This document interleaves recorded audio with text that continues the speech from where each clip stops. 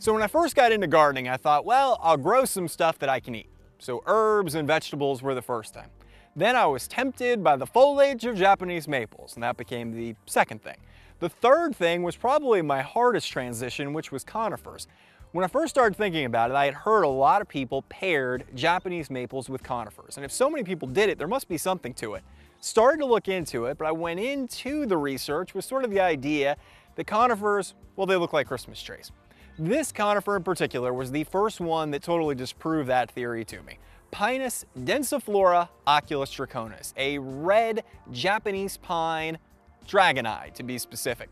The dragon eye pines have this incredible banding effect that you see here with the green and then the yellowy cream color, which is really striking. When the light just hits it so, it has a shimmering effect that just can't be beat by, in my opinion, any plant in the garden.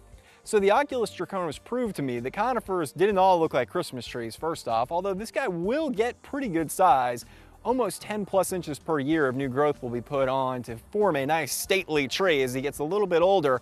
But that dragon eye variegation is very striking on the densiflora category in particular. We're going to see another Oculus draconis pine here in just a second. It doesn't have quite the banding, but still pretty neat. Oculus draconis, it's the conifer that sold me. So we go from a really striking variegation to a much more, I'll say, subtle, to be polite.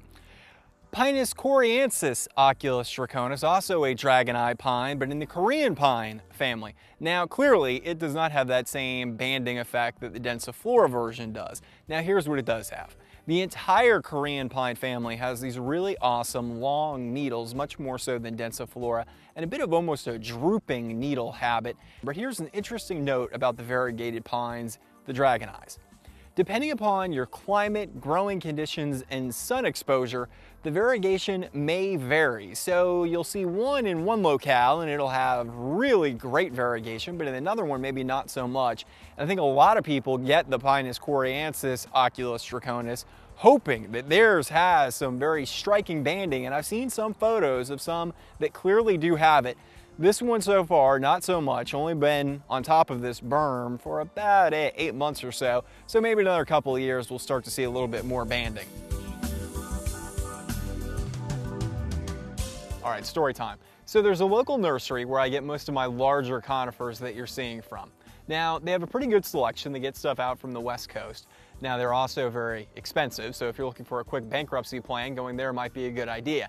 Now, every time I would go over the last 5 or 6 months, I would see this little guy here, which is a Picea orientalis Tom Thumb. Now, every time I would go, he looked in a little worse shape, and a little worse shape, and a little worse shape. So finally, they broke down and they gave him to me at a pretty steep discount. So I've taken him home, and you can see he's still not in the best of shape. But what makes this little oriental spruce so cool? Well, first off, we have to get a little definition time out of the way. Stay with me here. Botanist, don't double check my facts.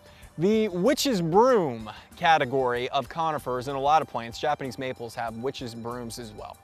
A witch's broom comes from a large tree that eventually develops a little shrubby area of twigs that sort of looks like a broom. Now that can be caused by disease, pest, or mutation.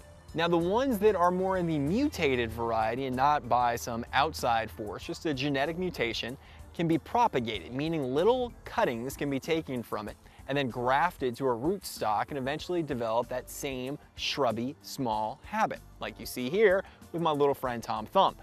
The big version of Tom Thumb is a Picea orientalis skylens, which is a large upright spruce tree which also has this same yellow gold topping over the green needles. Awesome effect.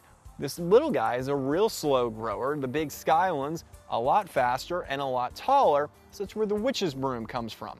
Where'd the witch thing come from? Well, back in the day, they blamed everything on witches, and the little twigs sort of look like a broom, so it was a witch's broom, and that's what my friend Picea orientalis Tom Thumb here is.